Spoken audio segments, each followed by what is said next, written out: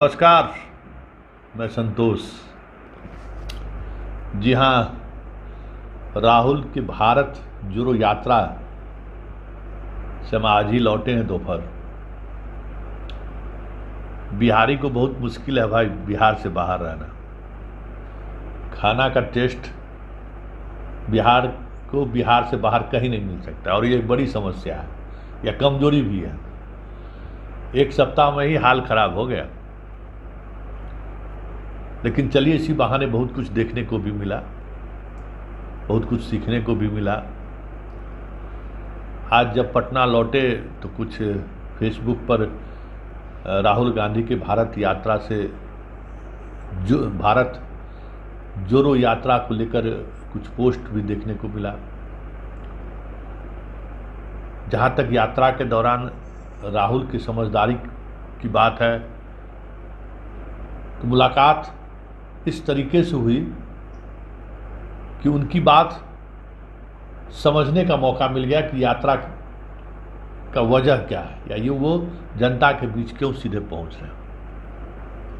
कभी इस पर भी चर्चा करेंगे, लेकिन आज हम चर्चा राहुल के उस मिजाज की करने जा रहे हैं जिसकी तारीफ आज हर कोई कर रहा है।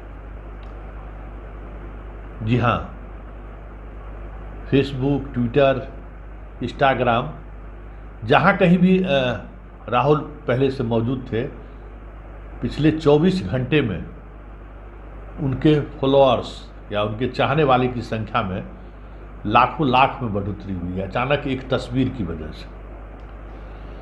और वो तस्वीर है मैसूर की, जहाँ वो पैदल चलते हुए जब पहुँचे तो शाम के समय में हर दिन ये एक निर्धारित कार्यक्रम है कि वो एड्रेस करते हैं, जो जनता मौजूद रहते हैं उसके वो संवाद करते हैं, उनसे बातचीत करते हैं, भाषण देते हैं।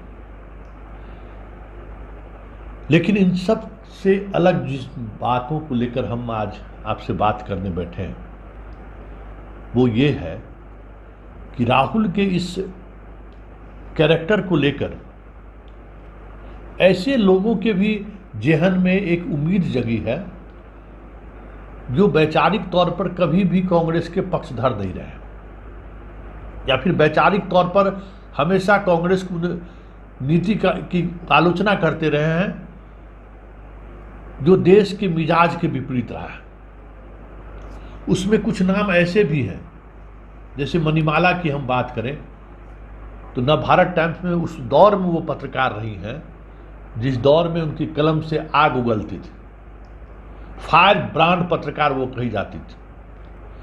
वो लिखती हैं राहुल की उस तस्वीर के साथ, उम्मीद फिर जाग रही है, विश्वास फिर लौट रहा है, टूटा हुआ कुछ जुड़ने लगा है। ये एक ऐसी महिला ने लिखी है जो कभी कांग्रेस के साथ खड़ी नहीं रही है, हमेशा सिस्टम से, सरकार से लड़ती रही है।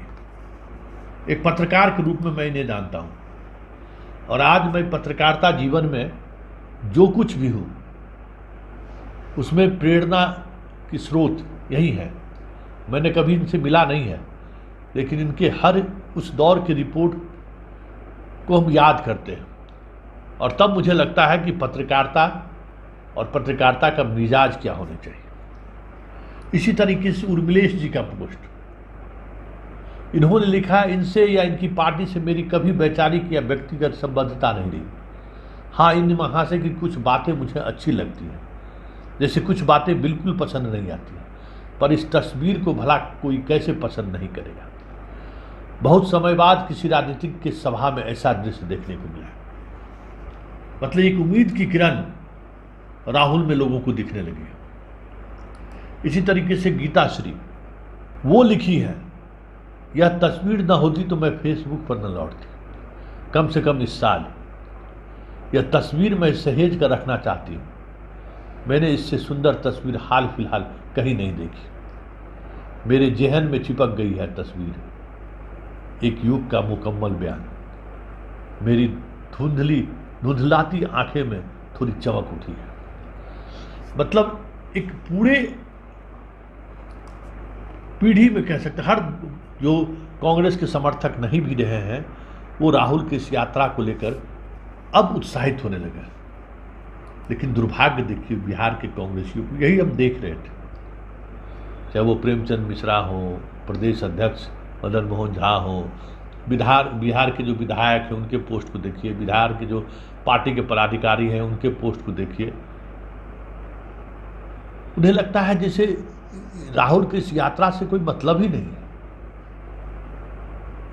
तो इसलिए हम बार बार कहते हैं कि राहुल की लड़ाई मोदी से नहीं है, राहुल की लड़ाई ऐसे पॉलिटिशियन से है जो सत्ता पाने के लिए किसी भी हद तक जा सकते हैं। और उस लड़ाई में आज राहुल के साथ अगर कोई नहीं खड़ा है तो वो सारे कांग्रेसी ही हैं, अधिकांश कांग्रेसी हैं। क्योंकि सड़कों पर उतरना महात्मा गांधी के दौर था जो लोग सड़कों पर उतरे, उसके बाद कांग्रेसी मलाई खाने के अलावा और कुछ नहीं किया है। और देश इस स्थिति में पहुंचा है जिसके लिए कांग्रेस भी कम जिम्मेवार नहीं है। लेकिन राहुल ने एक अलग अंदाज के साथ, एक अलग मिजाज के साथ जिस तरीके से वो सड़कों पर उतरा है, आप हमको कह सकते हैं कि राहुल का बटरिंग कर रहा है, ये राहुल का चमचे कर रहा है। लेकिन मेरा मन कहता है जिस दृढ़ निश्चय के साथ वो चल रहा है, लगभग 4-5 दिनों साथ हम लोग भी चले, पैदल चलना कितना मुश्किल है ये हम समझ सकते हैं।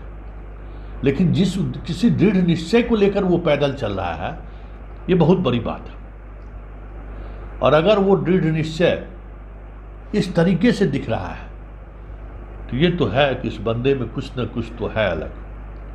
आप उससे पप्पू कहें, चाहे नालायक कहें, जो कुछ भी कहें, लेकिन उन्होंने जनता के बीच उतरकर जो 3500 किलोमीटर पैदल चलने की बात उन्होंने कही है, आने वाले समय में